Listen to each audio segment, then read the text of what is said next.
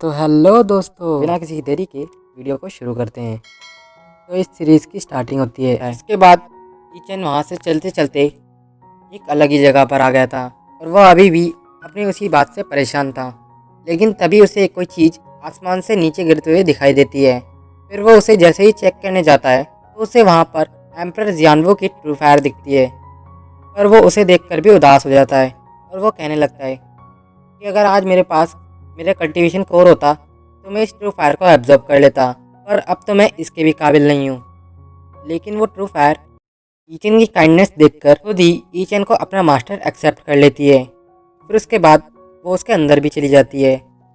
पर इन सब चीज़ों से ईचन को काफ़ी तकलीफ हो रही थी। इतना दर्द वो बर्दाश्त ही कर रहा था कि तभी वहाँ पर एक वुल्फ बीस्ट आ जाता है जो ईचन पर हमला ही करने वाला था।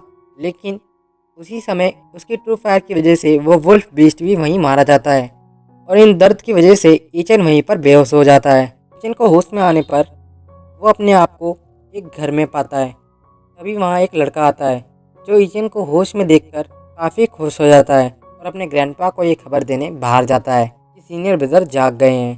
तभी ईचन को भी पता चल जाता है कि उसके कोर में ट्रू फायर का कोर बन चुका है। इसके बाद वहाँ वो ओल्ड मैन आ जाते हैं जो ईचन से उसके बारे में पूछते हैं, जिस पर ईचन उनसे कहता है कि अब तो मैं काफ़ी रिलैक्स महसूस कर रहा हूँ। आपने मेरी इतनी हेल्प करी, इसके लिए मैं आपका शुक्रिया अदा करता हूँ। क्या मैं आपका नाम जान सकता हूँ?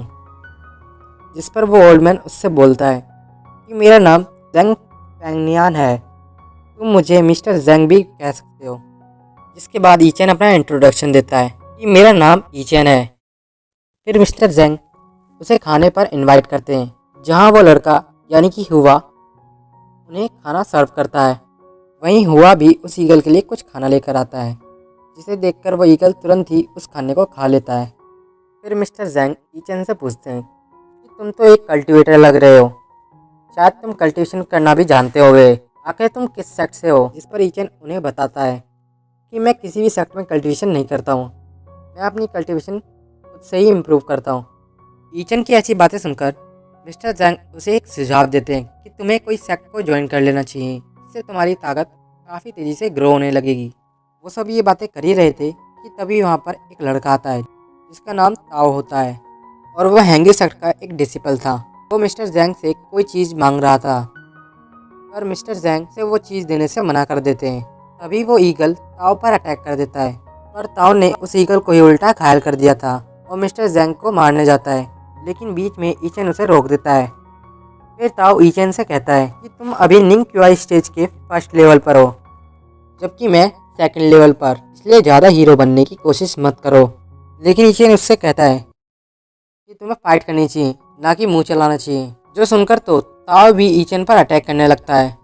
पर जैसा कि हमें पता है कि ईचन की कॉम्बैट फाइट काफ़ी ज़्यादा अच्छी है, जिसकी वजह से उसने ताओ को बहुत बुरी तरीके से पीट डाला था और वो उसे बाहर भी फेंक देता है। ताओ ईचन को वहीं रुकने को कहकर किसी को बुलाने चला जाता है। जिसके बाद मिस्टर जैंग और हुआ ईचन को थैंक्स कहते हैं उनकी मदद करने के लिए।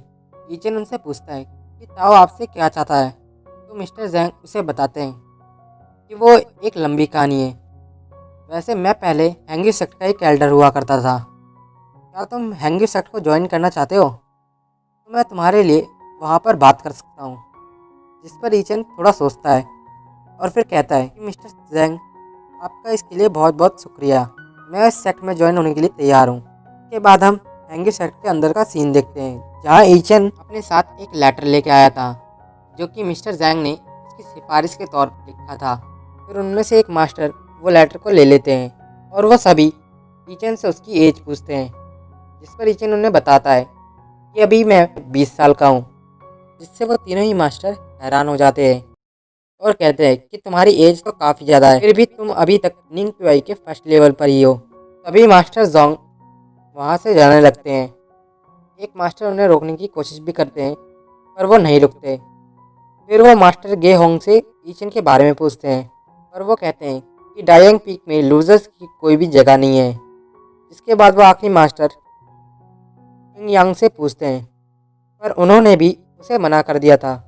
इसके बाद मास्टर किंग गुई ईचन से कहते हैं, मैं तुम्हें बस इनर सेक्ट का डिसाइपल ही बना सकता हूँ, फिर वो उसे एक जेट टोकन देते हैं। इसके बाद मास्टर किनगुई उसे अपने साथ ट्रेजर पवेलियन लेकर आते हैं, जहाँ ईचन ट्रेजर पवेलियन के हेड को ग्रीट करता है और इनका नाम जाओ पेंग था और वो काफ़ी बिजी भी लग रहे थे। इसके बाद ट्रेजर पवेलियन के हेड ने उसे स्पेशल वेपन चुनने के लिए भेज दिया था, जहाँ ईचन आगे जाकर एक ड्रैगन स्वॉर्ड को छूता है और वो स्वॉर्ड वहीं से ब्रेक हो जाती है। ईचन वहाँ रखे और भी ट्रेजर को चेक करने लगता है, पर उसे अपने काम का कोई भी वहाँ पर चीज़ नहीं मिलती, जिस वजह से वो काफ़ी ज़्यादा उदास हो जाता है। पर तभी उसकी ट्रू फायर से एक स्वॉर्ड की तरफ इशारा करती है। उसके बाद ईचन उस स्वॉर्ड को उठाने की कोशिश करता है, पर उसका वजन काफ़ी ज़्यादा था, जिसके कारण ईचन उसे नहीं उठा पाता, पर वो हार नहीं मानता। इसके बाद उसकी स्पिरिट उस स्वॉर्ड के अंदर चली जाती है, जहाँ वो उस स्वॉर्ड की स्पिरिट को देखकर काफ़ी हैरान हो गया था। और अब ईचन उस स्वॉर्ड की स्पिरिट से कहता है कि अब ये स्वॉर्ड मेरी होगी। जो सुनकर तो उस स्वॉर्ड स्पिरिट ने ईचन पर हमला करना शुरू कर दिया था, जिन हमलों से बचने में ईचन को काफ़ी तकलीफ हो रही थी। और वह स्पिरिट भी कह रही थी कि आखिर तुम इतनी कम पावर्स लेकर मुझे हासिल करना चाहते हो, पर यह सपना तुम्हारा सिर्फ सपना ही रह जाएगा। और तभी ईचन अपनी ट्रू फायर की मदद से उस स्पिरिट पर वापस से अटैक करता है, जो देखकर वो स्वॉर्ड स्पिरिट कहती है कि मैंने कभी नहीं सोचा था कि ये गोल्डन ट्रू फायर मुझे दोबारा देखने को मिलेगी। अब जल्द ही एक नए एम्परर का जन्म होने वाला है, जिसके बाद वह स्वॉर्ड ईचन की ट्रू फायर के साथ मर्ज हो जाती है। इससे ईचन उसका यूज़ कर पा रहा था। फिर वो मास्टर के सामने अपनी तलवार लेकर आता है, जो देखकर मास्टर कहते हैं कि तुम्हें पक्का यकीन है कि तुम्हें इस हैवी स्वॉर्ड को ही लेना है? शायद तुम यहाँ से कोई और भी ट्रेजर्स चुन सकते हो।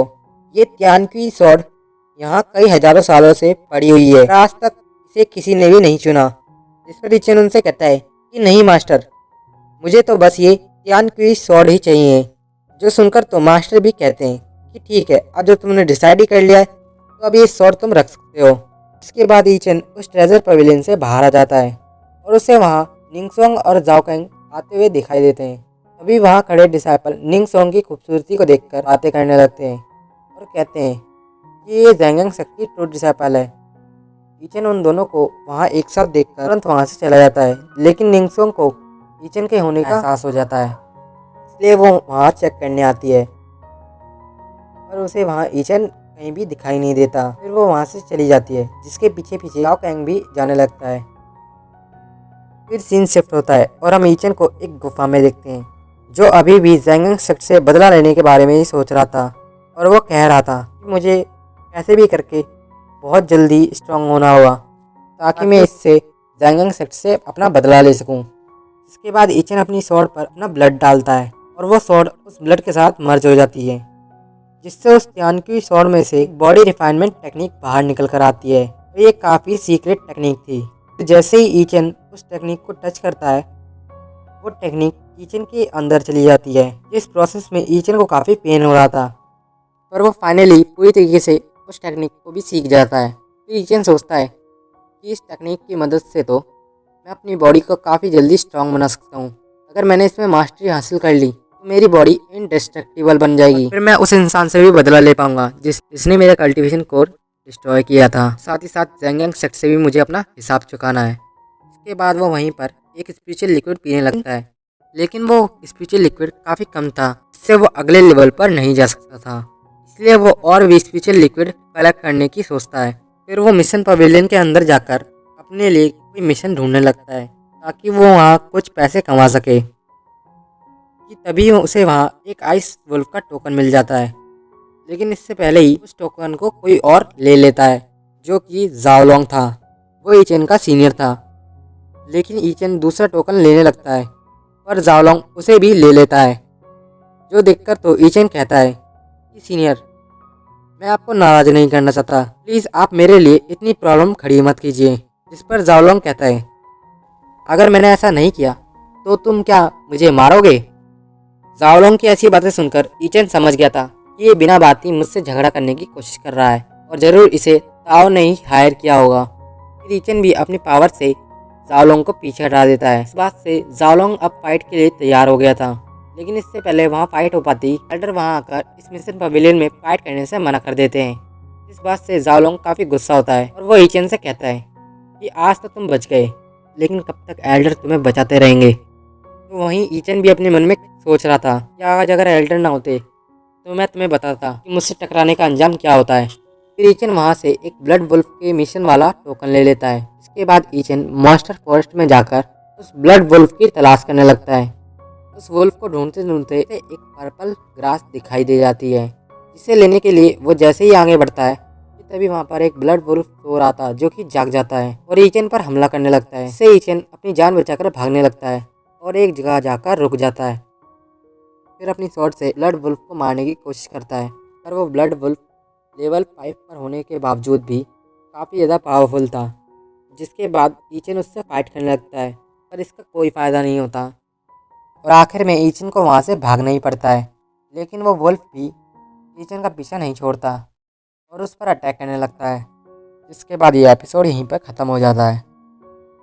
इसका अगला एपिसोड मैं जल्दी अपने चैनल पर अपलोड करूँगा। इस वीडियो पर हम 50 लाइक का टारगेट रखते हैं। अगर आपने वो पूरा कर दिया तो हम आपके लिए एक नई सीरीज़ लेकर आने वाले हैं, जो कि शायद ही किसी ने एक्सप्लेन करी है। तो याद से 50 लाइक करना मत भूलिएगा। मिलते हैं इसकी अगली वीडियो में।